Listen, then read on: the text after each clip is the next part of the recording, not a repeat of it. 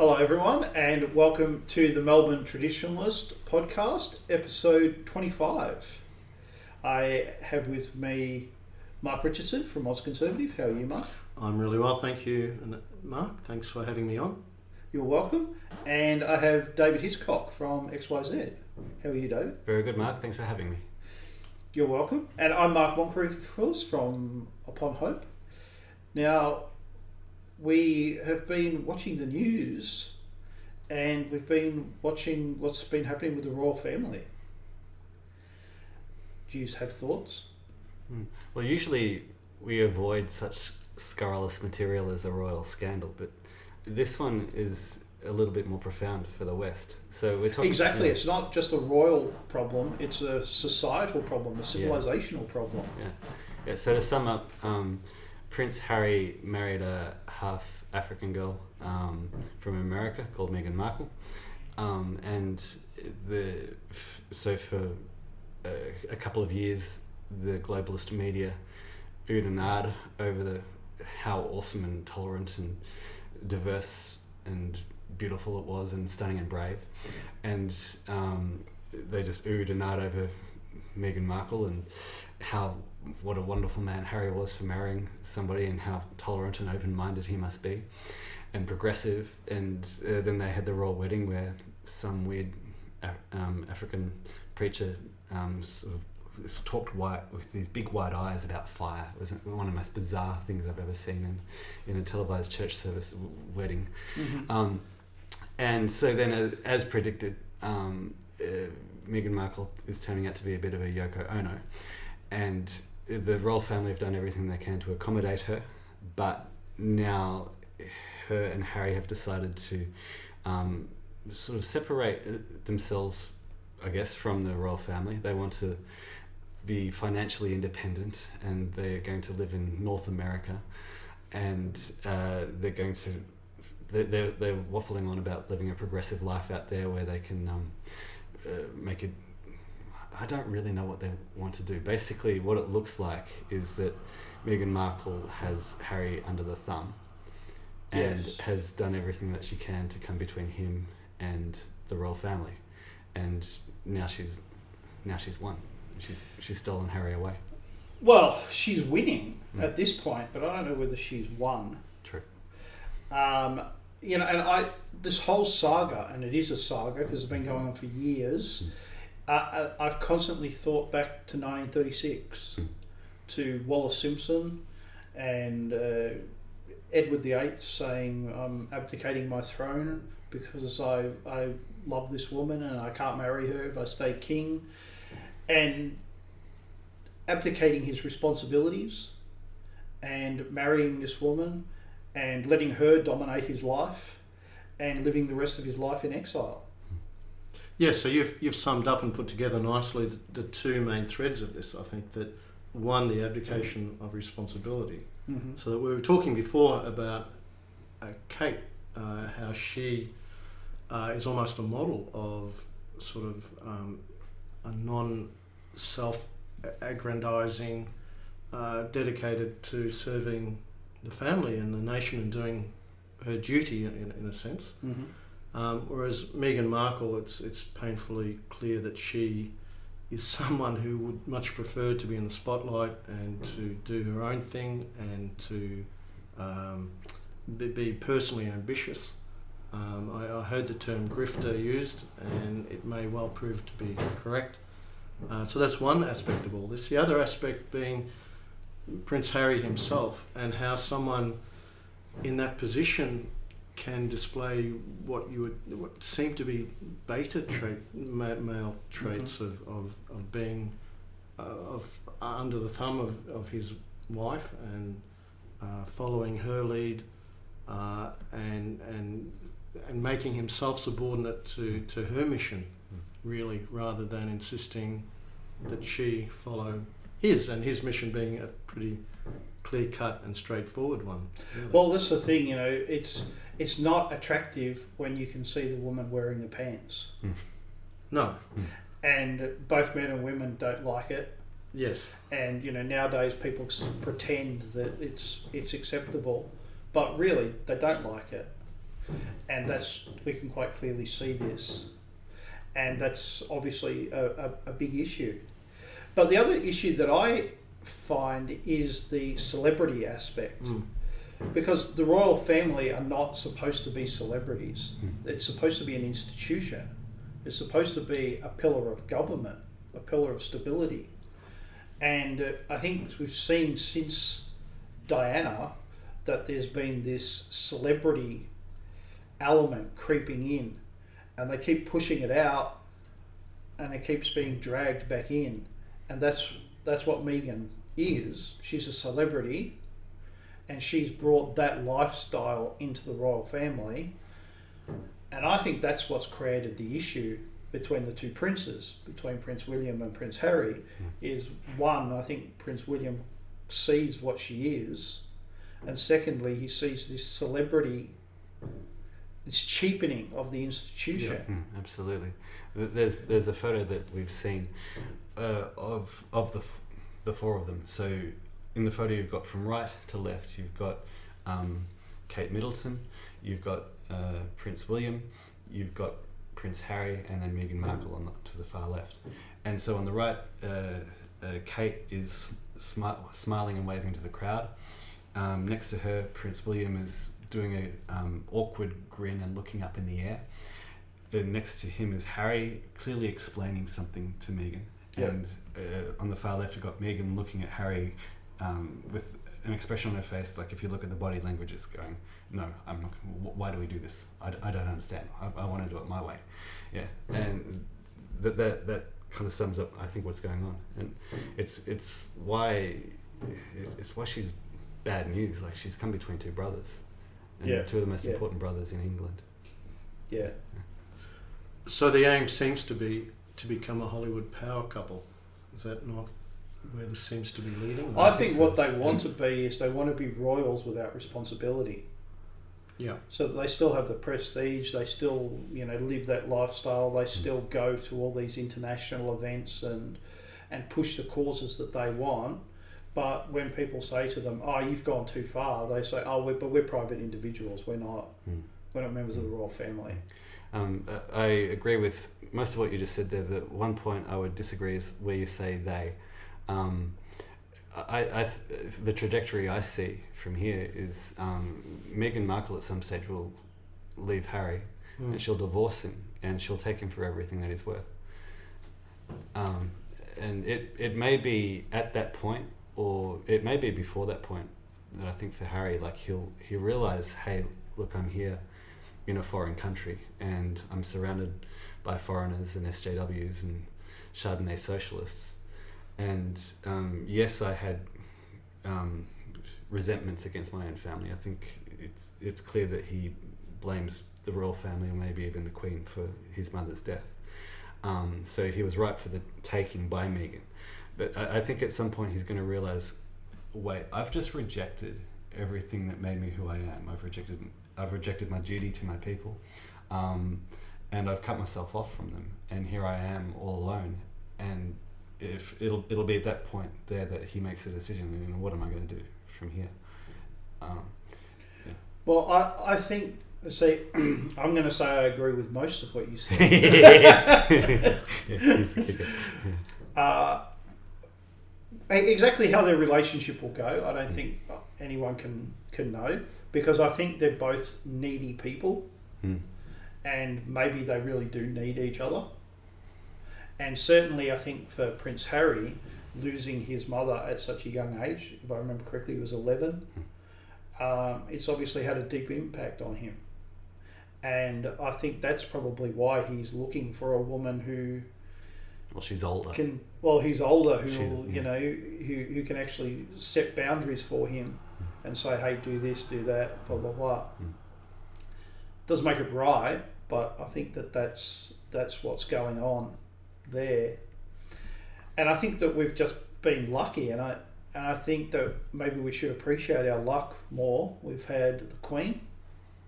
She's been around since 1952 as our monarch, and hey, we could have done a lot worse. We could have done a hell of a lot worse.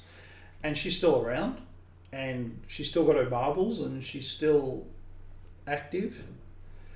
Not as active as she was, but she's still active, much more than a woman in her 90s has any right to be. And then we have her grandson, Prince William, who is not perfect, but he made a good choice when he married. Yeah. And Kate is as good as we can expect, and we should be grateful for that too.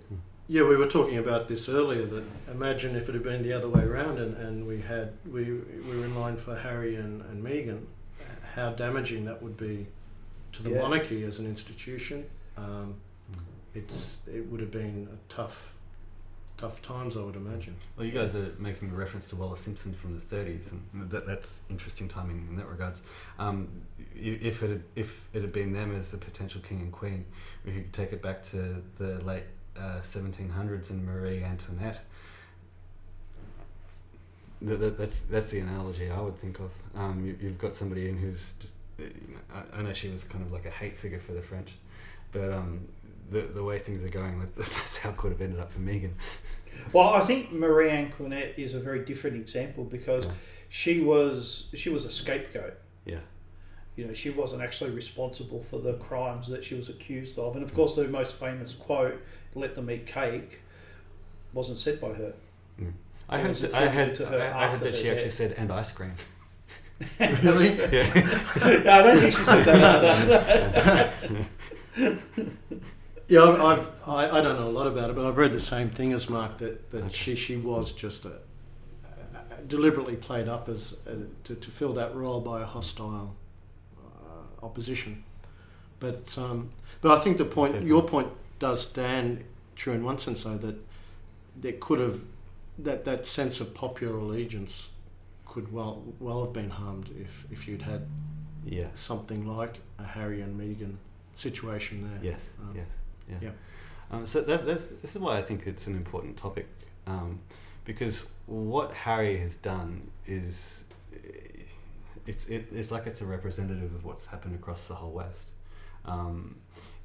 We've here in the West we've let in foreigners. Yeah. We've mixed with them, and they're a part of our countries now, and it's led to all these sorts of problems. Like it's diluted us as a people. It's changed the culture, and we've gone there was never any perfect golden age, but it's just brought along all these extra problems now, and there's going to be a point when the chickens come home to roost, and we have to actually deal with all those problems, and there's going to be conflict because of it.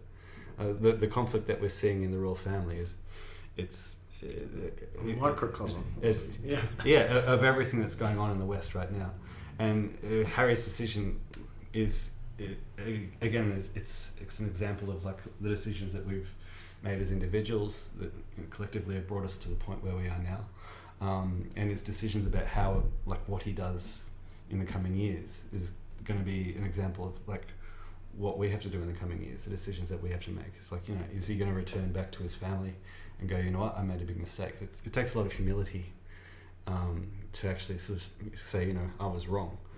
But if he's going to actually redeem himself, he's going to have to do that.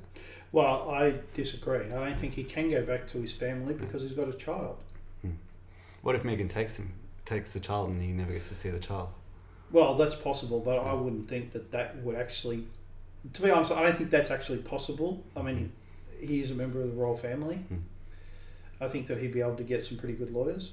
And it's much more likely that he'll end up with Archie than the other way around. One thing that struck me, David, when you were talking about how this represents the larger things happening in the West, it hadn't occurred to me before, it should have, that Meghan not being British or even Anglo by descent, the likelihood that she would make a decision like this grows, does it not? Absolutely. Because she doesn't have that natural allegiance to such a long-standing institution. She's an outsider in a sense. And that's why we had these conventions against this sort of thing. Exactly. Just prevent this exact problem. Yep. Yeah. And it just shows how bad things are in our societies, that the royal family thought, hey, we have to go along with this. And of course it happens in all kinds of families, where someone turns up with someone who's not really appropriate, and instead of saying, hey, fix this, they instead go along with it. They bent over backwards to accommodate her, and yes, they did. She turned. It's still turned around. And it's the equivalent of the foreigners saying, "Let us into your country, you horrible racists." That's kind of what I was getting at. Yeah. And it was played in terms of, we're modernising the monarchy, but it's not really modernising, is it? It's weakening, really. If you go. Well, that's what the modernisers mean. Whether it's the church or the royal family, we're modernising this means we're tearing down that tower, and the rest of the church is going to go soon. Yes, that's exactly. Yeah, it's a weasel word, isn't it? Yeah, it's a weasel word. Yeah. So Iran. Oh yeah. All right. So I actually have to confess, I find what happens in Middle Eastern politics to be somewhat inscrutable. That these are things that seem to me to be decided on not on what's said to the public, mostly, but on larger geopolitical aims and ambitions and interests, which are to some degree kept hidden from the public. So I just remain very open-minded about what's really happening. Maybe you two are more confident to give a strong opinion, but I know XYZ has done some strong pieces, and I've been surprised that it's been a little bit on the historical side. Yes, little bit. I actually agree with you. I actually disagree with both. I disagree with Ryan Fletcher's analysis. He's currently quite angry with Donald Trump. And David Hilton is warning against war with Iran. I agree with that, but I'm not worried about World War III or even war with Iran. I've read, and I agree with that. Yeah, I've read analysis from Vox Day, and he sees the Middle East in the way that you're describing it. Like, I see what's going on at the moment as theatre. I don't necessarily buy into the whole QAnon trust the plan sort of stuff, but I've read enough spy novels and I've read enough actual history to understand that what happens on the international stage and what we get told is often theatre. So there's one take that you can have on it, which is that things are being designed to let all sides be able to save face. So the USA can say, hey, look, we killed this bloodthirsty general. Iran can say, hey, we launched missiles at the Great Satan. Iraq can say, hey, look, we kicked the Americans out of our country. So each side can say that, that they've won, and that gives America an excuse to withdraw troops without being humiliated. It's sort of basic. I think we'd be silly to think that the Middle East is somehow going to become peaceful once the US is gone. The Middle East has always been a mess, and with or without Western meddling. But I think it just gives Donald Trump a way out, basically, because every time he tries to say, look, we're withdrawing, the neocons seem to find a way of sort of just keeping him there a little bit longer. And so that's one way that you can view the situation. Well, I think Donald Trump's actions in Iraq have been, he takes one step back, he takes one step forward, and maybe he takes two steps back, but he keeps making at least one forward. And so I don't think that under his administration we're going to see US forces leave Iraq. And I think the reason for that is that when they leave, things are, as you said, things aren't going to just become peaceful. Things are going to continue on. So, they need to be there to keep a lid on things, or at least try to, without messing up, which is very difficult. But I think the other thing that people forget is that America and Iran have been enemies since 1979, since the Islamic Revolution. And it's not a coincidence that Donald Trump said, I'm going to blow up 52 targets, because that's how many hostages there were in the US embassy when the Iranians took it over, and kept them for 400 days. So, you know, that's something he remembers very much. So when people say, you know, the neocons are running it, no, he remembers this humiliation, and it's not something that he's forgotten or forgiven. But at the same time, he's not keen to just start a war just for the sake of, you know, saying, hey, I want a war. So, as you said, it's a very difficult situation, and I think far too many commentators view it very simplistically. Yeah. When I talk about the Middle East, the first question I always go to these days is like, why do we care if the Middle East blows up? And why do we care if there's war and slaughter and all sorts of horrible things going on in the Middle East? We need our troops here, and we need our focus here in the West, because we're dealing with our own crises. We've got demographic decline going on. We've got a housing bubble. We've got a debt bubble. There are all sorts of problems that we're facing. We're like, if you look at a cycle of civilization, like we seem to be very much on the downturn. So for me, it's one of the most important things that people can do, which is just to refocus our empathy back to ourselves. Get used to seeing blown up children in other parts of the world, and get used to going, look, we've got to look after ourselves. That we can't be the saviours when we're dying, in a sense. Exactly. You know, Anne Coulter, I think, pressed that point quite a bit during the crisis, that she said the troops are really needed on the southern border, if anywhere. I mean, one thing that I still can't get over is how hawkish, though, some of the neocons can be. There was one tweet by a guy, I think his name was Burke, but I'm not sure. But he basically called for the carpet bombing of Iran, of just wiping the whole place out, in a non-ironic way. He literally, that was his ambition.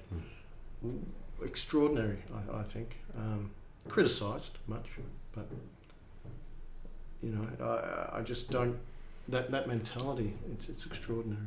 Yeah, it is, and there certainly is that war lobby that is just insane. They just want blood, and they don't care. Practically, they don't care whose it is, where it comes from, as long as someone's bleeding. You know, there's a good reason for war. There are bad reasons for war, and you know, it should be a bit more practical. I guess the other complication to this whole story is what we think of Iran itself, because there's lots of Westerners would want to Westernise Iran, but I suspect, well, I certainly have more ambivalent feelings than that it seems to be a regime which has, you know, been an enemy of the West, and which is authoritarian, and which has committed, you know, crimes against its own populations. But on the other hand,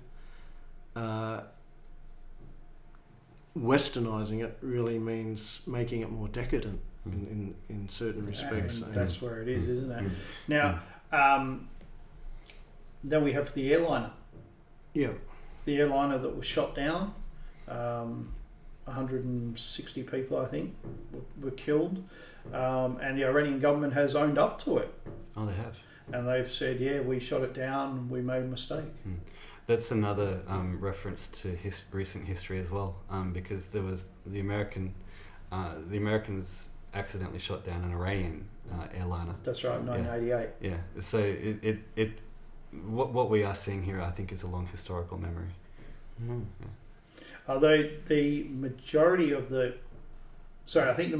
passengers were actually Iranian, but the second largest were Canadian. They weren't Canadian. And then I was thinking to myself, hey, hold on a minute. Are these, what are all these Canadians doing in Iran? And I thought to myself, well, Maybe they're just paper Canadians. Yeah. They were the ABC. I know it wasn't the ABC. It was, I think they were broadcasting PBS on the ABC, and they did a whole segment on how these these new Canadians who died were all brilliant scientists and doctors. They were all brilliant. They kept referring to them all as brilliant. It's just, you know, there's just, it's like a meme. Yeah, it is. It is. Yeah. It's like they've got a short playbook, Yeah. and they just go back to it and read it out. Yeah. Oh, brilliant. Yeah, stunning and brave. What's another word for brilliant? Brilliant. Yeah. So I mean, that's very tragic, but it's very revealing, and I was very surprised that Iran actually owned up to it so quickly. I thought it was going to drag on and on and on. Well, that tells me that Iran knows that it has backing as well. Like they've had Chinese emissaries coming along, offering them support, and they're allies with Russia. So they know that they have a little bit of leverage, a bit of room to move. Now, I have a question for you about the Islamic Revolution, 1979. Two questions. First of all, who was the great Satan? America? Yep, you've already answered it. Who was the little Satan? Oh. Surely not us. No, not us. Britain. No, Israel?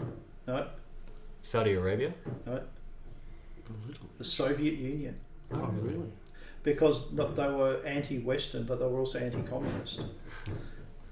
It's interesting. Now, on that point, I think we'll leave it. Mark Richardson, where can we find out more of your thoughts? At Oz Conservative, that's OZ Gap Conservative at ozconservative.blogspot.com.au. And your Twitter? Oh yeah, I always forget my Twitter. So Twitter is just Mark Richardson at Mark Richardson 2. And David Hiscox, where can we find more of your thoughts? Just come straight to the XYZ. Bypass Facebook. Go to xyz.net.au. And you also publish a lot of other people on XYZ, including myself. Yeah, they're quite good, your pieces. I've been enjoying them a lot. Oh, good. Yeah. And I'm Mark Moncrief, and you can find out more of my thoughts on XYZ now, and also at Upon Hope. Just type that into your favourite search engine and you'll be able to find me. Thank you, everybody, and have a good week.